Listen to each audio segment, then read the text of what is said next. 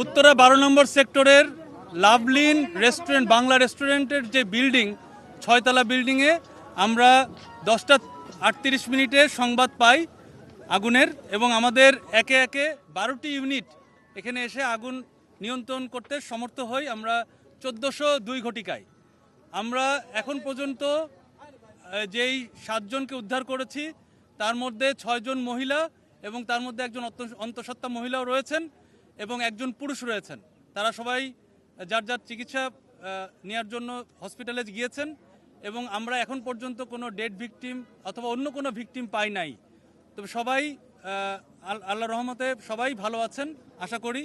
এবং আমরা যেই আনুমানিক যেই সোর্স আগুনের যে উৎস এটা জানতে পেরেছি, এটা সম্ভাব্য উৎস।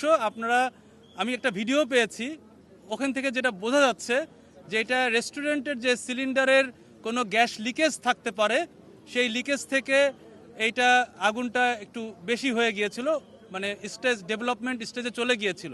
তবে আমরা আনুমানিক 4 ঘন্টার অক্লান্ত পরিশ্রমে আমরা এটা সমর্থ হই 12টা ইউনিটের মাধ্যমে। আমাদের ফায়ার ফাইটার 130-এর উপরে এখানে আছেন এবং আপনারা দেখেছেন আধুনিক আমরা টিটিএল এবং অন্যান্য আধুনিক যন্ত্রপাতি আমরা ইউজ করেছি এবং আমরা গতানুগতিকভাবে আমরা ম্যানুয়ালিও আমরা রেস্কিউ করেছি।